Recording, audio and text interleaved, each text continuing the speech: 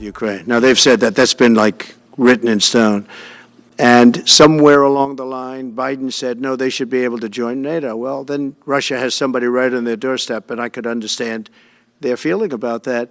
But there were a lot of mistakes made in that negotiation. And when I heard the way that Biden was negotiating, I said, you're going to end up in a war. And it turned out to be a very bad war. And it could escalate. That war could escalate to be much worse than it is right now. They can never join NATO. Well, my view is that it was always understood. In fact, I believe that they had a deal, and then Biden broke it. They had a deal, which would have been a satisfactory deal to Ukraine and everybody else, but that Biden said, no, you have to be able to join NATO.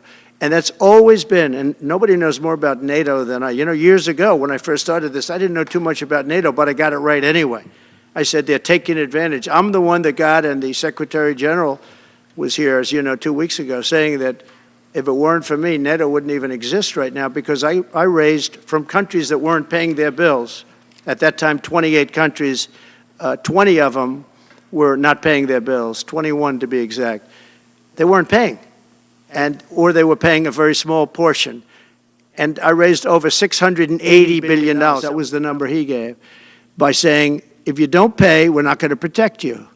And as soon as I said that, the money came pouring in. But Obama could have said it. Other people could have said it. Bush could have said it. Nobody said it but me. I took a lot of heat. They said, oh, that's a threatening statement. Well, they weren't paying their bills. I said, we're not going to protect you if you're not paying the bills. So in a true sense, I saved NATO, but NATO's taken advantage of us. And one of the problems that I have, and I've said it openly, I said it to President Zelensky, Europe is in for a tiny fraction of the money that we're in. Now, whether you like that situation or not, Europe is much more affected than the United States. We have a thing called the ocean in between us, right? Why are we in for billions and billions of dollars more money than Europe? And you know, they're a similar size, a little smaller, but they're a similar size economy as the United States when you add them up. And yet Europe is in for a small fraction of the number the United States is in. Now, Biden could have called them up during the term. That's what I did. I said, you have to pay your bills. And they all, one stood up. I won't say who. You'll probably have it, because the papers, the media hated to report on it. But a prime minister stood up from a country, you know, our famous meeting of 28 nations with no press, no anybody in the room. He stood up. He says, does that mean if we don't pay our bill, and at that point it was 2%, it should be 5%. It should be 5%, not 2%. But at that point it was 2%, but many people didn't pay. Some people didn't pay anything. But many people were way, including Germany. Germany was at less than 1%. You're going to press for 5%? Well, I think NATO should have 5%, yeah. Well, you can't do it at 2%. I mean, at 2%, every country, if you're going to have a country in a regular military, you're at 4%. I think they should be, you know, they're in dangerous territory. I think it should be, they can all afford it, but they should be at 5%, not 2%. I'm the one that got them to pay 2%. But a gentleman stood up, a prime minister stood up, and he said to me, sir, could I ask you a question? You're saying we have to pay our bills. If we don't pay our bills, will the United States protect us from Russia? I said, if you don't pay, you mean you're delinquent? He said, yes. He said, if you're delinquent, we will not protect you. I took a lot of heat. Although it was somewhat closed door, I took a lot of heat from the media. And you know what happened? The money started pouring in. That's why NATO has money. And the Secretary General said it was the most incredible thing he had ever seen in a negotiation. Now, if I would have said, yes, we will, nobody would have paid. If I would have loved to say, yes, we'll protect you even if you don't pay. But that's not the way life works. Mr. President, two questions related to each other. First, you said on your first day of office you're going to pardon January 6th defendants. Are you planning to pardon those who were charged with violent offenses? Well, we're looking at it, and we have other people in there. And as you see, I guess 24 or 28 people came now from the FBI. That came out very quietly. Nobody reported it, but they had people in some form related to the FBI. They had 4 or 5 people that were strongly related to the FBI. We have to find out about that. We have to find out about Hezbollah. We have to find out about who exactly was in that whole thing, because people that did some bad things were not prosecuted. You know, I see it all the time, and you see it too. People that were doing some bad things weren't prosecuted, and people that didn't even walk into the building are in jail right now. So we'll be looking at the whole thing, but I'll be making major pardons. Yes, please. Please. On Jack Smith's report. Good afternoon, Mr. President. It's good to see you again. Two questions about Syria and the ongoing war in Gaza. About Syria, the Pentagon disclosed last month the U.S. has some 2,000 troops in Syria. That's almost double the number initially we were told of 900. Will you keep that troop capacity the same upon taking Well, I over? won't tell you that because that's part of a military strategy, but I will say it was Turkey. Turkey's been after that country in different names and different forms and shapes for 2,000 years. Those people that went in are from Turkey. And President Erdogan is a friend of mine. He's a guy I like, respect. I think he respects me also. He's the one that didn't go after certain people after I requested that he not. You know who I'm talking about, the Kurds. I don't know how long that's going to, because they're natural enemies. They hate each other.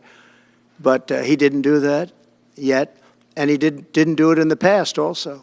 He started, and I said, please don't do that, and he didn't do it. So, but if you look at what happened with Syria, Russia was weakened, Iran was weakened, and he's a very smart guy.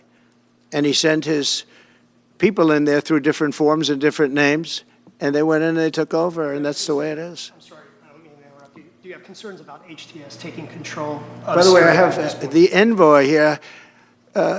Is that in the back? It is. Standing with my son, Eric, is Steve Witkoff, who's just got back from the Middle East, and he's done understand where the rivers are and where the bounds are, but they can't talk. They can't make deals. Steve's done a great job. I just want to thank you, Steve. You've been working endlessly for months, and he's working specifically on the hostages, trying to get them back. Well, that was my second question. Is Hamas Steve, come up for a second. Maybe you might want to say a couple of words. Sir, I didn't- Hamas released another hostage I didn't know Steve was going to be here, actually. Neither did I. He's done a fantastic job, and it's a dangerous job, too, and we appreciate it. He didn't know about this kind of danger and the other deal-making he does. Now he sees a lot of big danger. Come on up, Steve. Mr. President, can I ask you a second part of that? Hamas Yeah, released just one another second, hostage please. video. I'm going to give you a little report on the hostages, if I can. Steve? Thank you very much. Thank you, Mr. President. Wow. Well, I think we're making a lot of progress, and I don't want to say too much because I think they're doing a really good job back in Doha. I'm leaving tomorrow back to go to Doha, but I think that we've had some really great progress, and I'm really hopeful that by the inaugural, we'll have some good things to announce on behalf of the President. I actually believe that we're working in tandem in a really good way, but it's the President, his reputation, the things that he has said that are driving this negotiation. And so hopefully it'll all work out and we'll save some lives.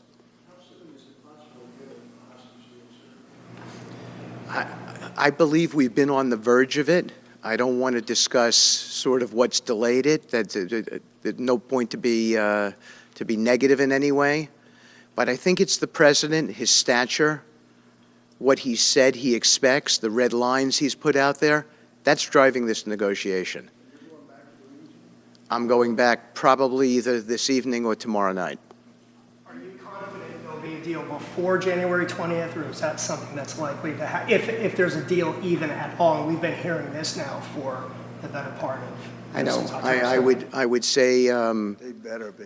right. I would say that the President is exasperated. I don't want to talk for him, but look, I don't know anyone who delegates better than President Trump. He gives us a lot of authority to speak on his behalf, and he exhorts us to speak emphatically.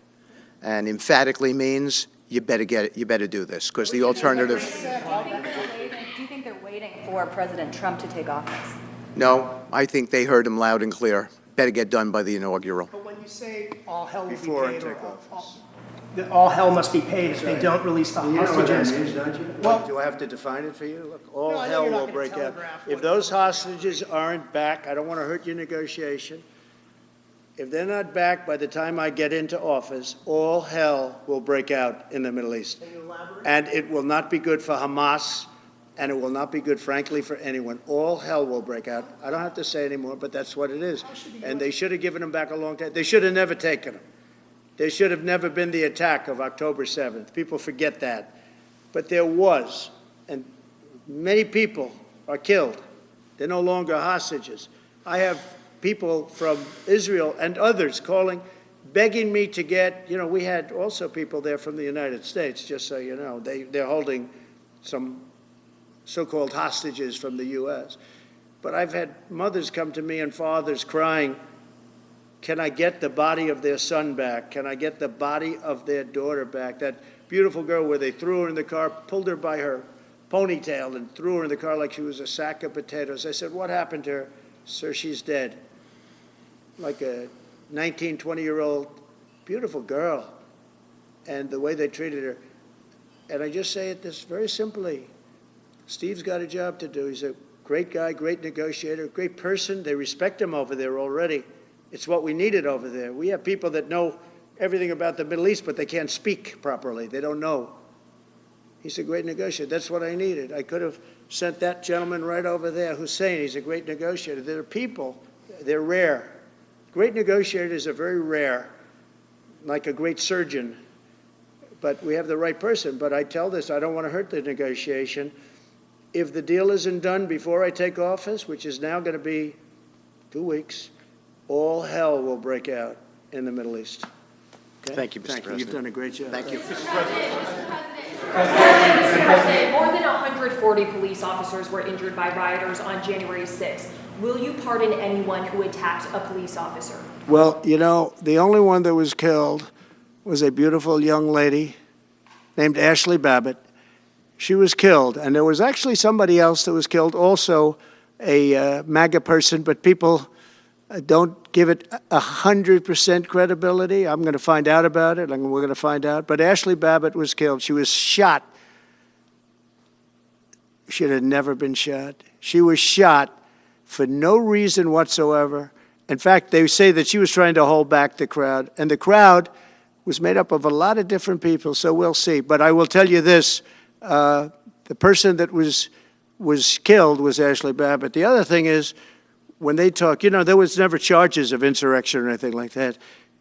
But if there were, this would be the only insurrection in history where people went in as insurrectionists with not one gun, okay? And let me tell you, the people that you're talking about have a lot of guns in their home for hunting and for shooting and for entertainment, a lot of good reasons. But there wasn't one gun that they found. And why didn't they find the bomber, the pipe bomber? They know who the pipe bomber is. The FBI knows who it is. The status of the FBI has gone down so far, and the status of the DOJ, or as I call it, the Department of Justice, it's the Department of Injustice. It's being laughed at all over the world. And hopefully with Pam Bondi and with Kash Patel and with other people that we're putting in, that will all come back. If you do a poll in the FBI, I guarantee I'm at like 90% with the agents of the FBI, but they have hurt that incredible place. Law enforcement, you think of the FBI, they raided this house. By the way, they could have told me, could I see this? I would have given them, I actually told them, come in anytime you want. You can see anything.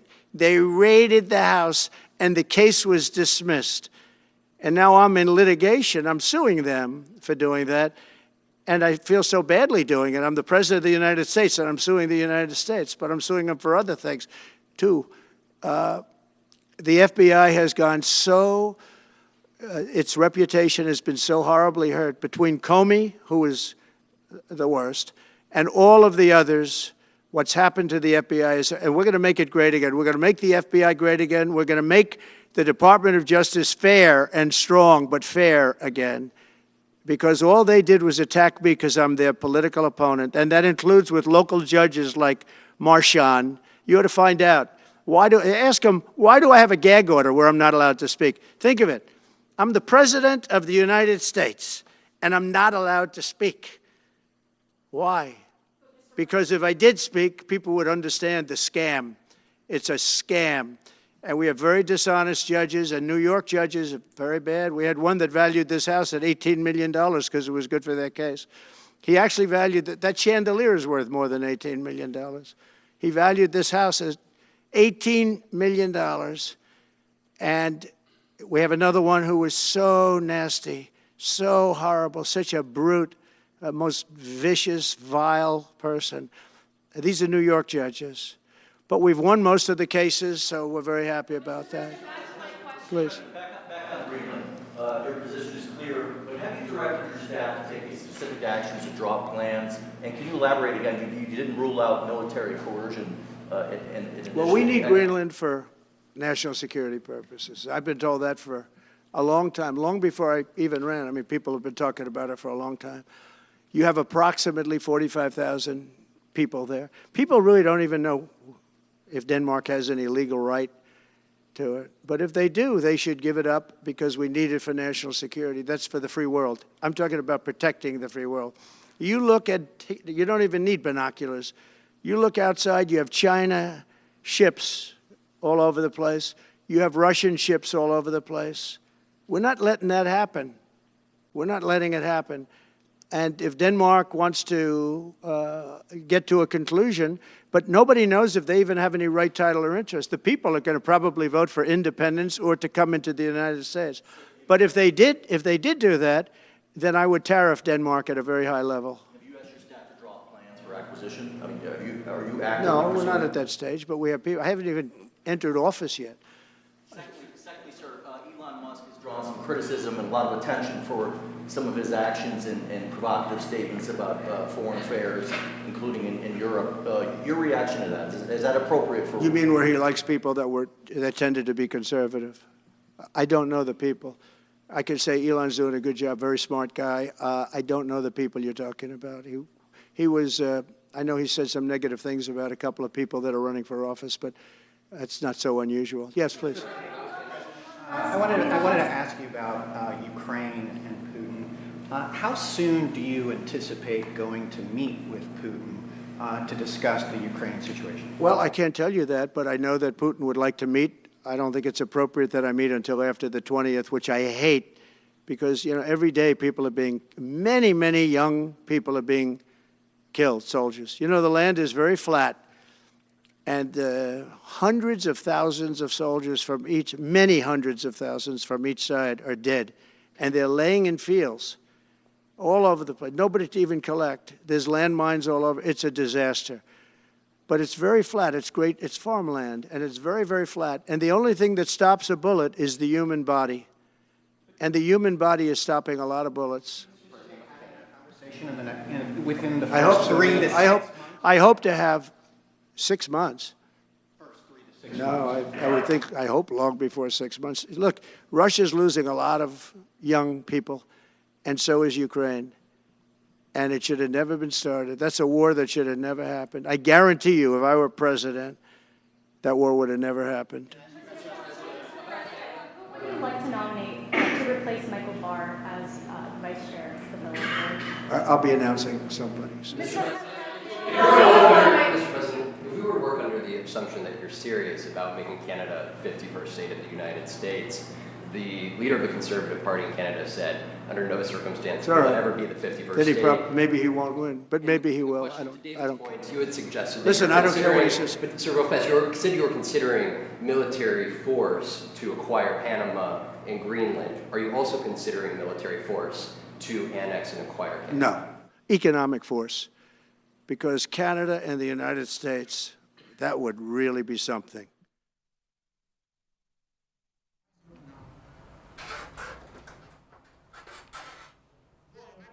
That was President-elect Donald Trump speaking to journalists ahead of his second term in office. He warned that if hostages being held by Hamas in Gaza are not released by the time he takes office, all hell will break loose.